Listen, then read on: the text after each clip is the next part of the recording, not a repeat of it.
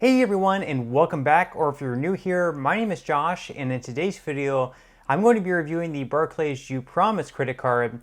So I'll be going over the main features of this card, its pros as well as its drawbacks. So hopefully by the end of this video, you'll have a much better idea of whether or not this credit card is a good fit for you. But before we go ahead and dive into the main features of this card, if you wouldn't mind helping me out real quickly by just giving this video a like, that just helps out with the good old YouTube algorithm, and also consider subscribing to my channel if you have not already. Plus, if you would like to receive at least 3 free stocks worth all the way up to $9,000, in a pinned comment below, I will be leaving a link to Webull. All you have to do is once you click on that link, is just sign up for a free account and then deposit at least 1 penny. At that point, Webull will be sending you at least 3 free stocks worth, once again, all the way up to $9,000. Okay, so diving right into the main features of the Barclays Upromise Credit Card. First off, we're going to be talking about cash back and how much you can earn with this card. So starting out, you'll be earning 1.25% cash back with the potential to earn even more. So you can actually earn all the way up to 1.529% cash back if you link this credit card to an eligible college savings plan, such as a 529, which would be saving for college. So if you do that, you're going to be earning just a little bit more in cash back. Now, as far as a spend bonus goes with this card, you can't earn a spend bonus. So as long as you're able to spend at least $500 within the first 3 months of this card, you will be earning a spend bonus of $100. That's pretty much going to be a 20% discount on the first $500 that you spend. And for most people, spending $500 within the first 90 days really isn't going to be all that difficult. Now with this card, you can also receive some other benefits as well. So just for instance, you can get up to $250 per year in additional cashback rewards at mygiftcardsplus.com as long as you use this card with your transaction, and you will be receiving $10 in cashback on purchases between $50 and $149.99, and $20 in cashback on purchases greater than $150. That amount actually gets bumped up to $25 in cash back during the months of November and December. Now keep in mind that you can only earn 1 cashback reward per month, so you can't stack up these in the month of like December, for example, and earn all the $250 in cash back in December. It can only be spread out once per month, so you can only earn 1 cashback reward in January, 1 cashback reward in February, and so on and so forth. Now on top of that, you're also going to have a 0% introductory APR on balance transfers as long as it is posted within the first 45 days from your account opening. Now keep in mind that the 0% introductory APR on those balance transfers is going to be for the first 15 months. So just for an example, if you currently have a huge balance with another credit card out there that you're paying a lot of interest on a month-to-month basis, it might actually make sense to transfer the balance from that card over to this card. And once again, for the first 15 months, you won't be paying any interest on it. So again, definitely before those first 15 months are up, you'll definitely want to make sure that that balance transfer balance is paid off in full, because after that, the interest rate will be going up and you will be back to square one of paying all that interest. We are going to be going over later what that interest rate is going to kick back up to.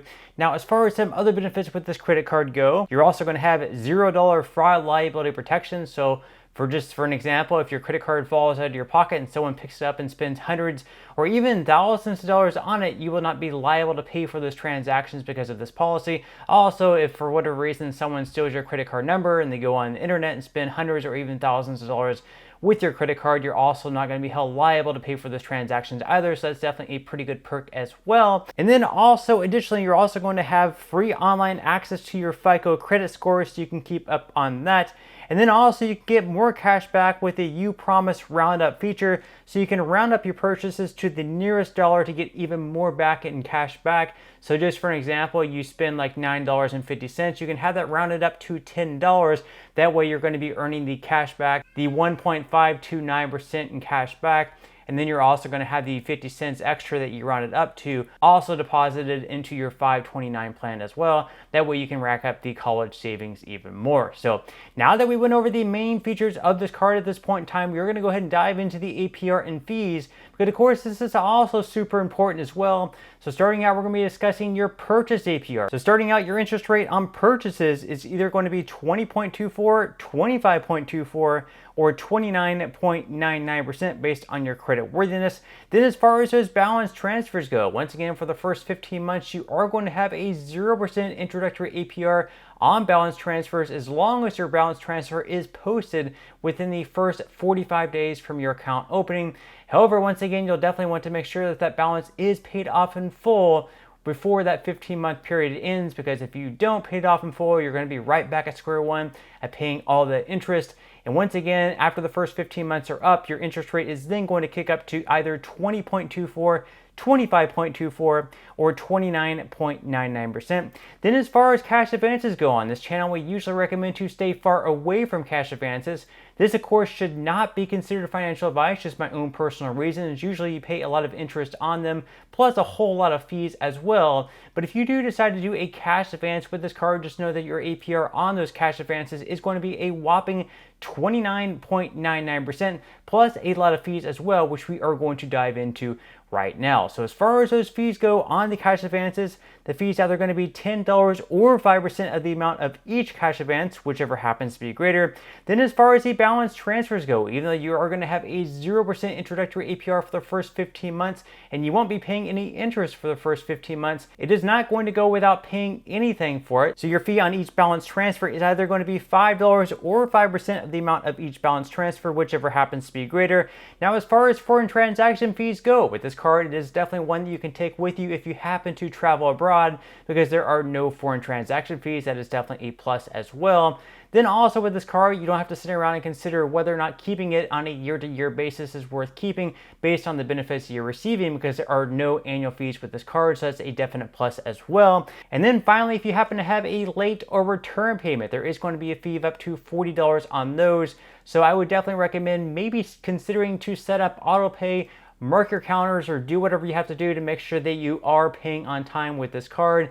And perhaps if you slip up and make that mistake, mistakes certainly do happen, you could always try calling into Barclays to see if they will waive it for a one-time convenience. However, I definitely wouldn't push your luck too much further past them, because they probably, if they waive a fee at all, it may only be for the first or second time. So now that we went over the main features as well as the APR and fees with this card, at this point in time, we are going to go ahead and dive into what I would consider to be the biggest pros and drawbacks of this card. So we're going to start out with the good things. The first good thing, of course, is that it makes saving for college a whole lot easier, as you can link this to a 529 plan, and if you do so, you're going to be earning even more in cash back. You can use the round up feature to earn even more savings for college retirement, so it just makes the whole process a whole lot more simpler, where you don't have to do it on your own. And also with this card, you can earn a $100 spend bonus as long as you spend at least $500 within the first 90 days from your account opening. That is going to be a 20% discount on the first $500 that you spend. So that is certainly a perk as well, and spending $500 within the first 90 days for most people probably isn't going to be all that difficult, considering they're going to be able to spend that just on groceries alone, and then you add in gas and everything else. That's pretty much easily going to get you to that $500 mark. And then finally, for those of you who want to do a balance transfer and it makes sense in your case, for the first 15 months, once again, they are going to be offering a 0% introductory APR on those. So that is a pretty solid benefit as well. So those are the good things. As far as the bad things go, I would say the fact that you can only earn up to 1.529% in cash back really isn't all that great. You could actually earn up to 2% cash back with a few different credit cards out there. For example, the Wells Fargo Active Cash Credit Card, you can earn 2% cash back across the board. The $100 spend bonus that you're earning is also pretty solid, but you can also earn even better than that. Just going back to the Wells Fargo Active Cash Credit Card for an example, on top of the 2% cash back that you can earn across the board, you can also earn a $200 spend bonus. You do have to spend a little bit more in $1,000, but $200 certainly beats out $100. And then finally, just going back to the notion of the cash back, you can actually do a whole lot better in college savings as long as you have the discipline to take the 2% cash back or the 5% cash back that you may earn in certain special categories with another credit card out there, and then take all that cash back and throw into your own 529 college savings plan, as opposed to using this one where it's more automatic. So if you feel like you have the discipline to do that, it might make a whole lot more sense to do that. Take out like a 2% cash back credit card, and everything that you earn in cash back, throw into the college savings plan and do it that way. So just to sum things up here, even though all in all it is a pretty decent credit card to have, there are certainly better ones out there. So I would probably look into another credit card out there, unless you feel like this card, just everything being set up automatic, is going to help you save better for college. But that's all we have for today's review. I certainly hope that you enjoyed and found value out of it. If you did, again, I would greatly appreciate it if you could give this video a like. Consider subscribing to my channel if you have not already, and I will see you in the next video.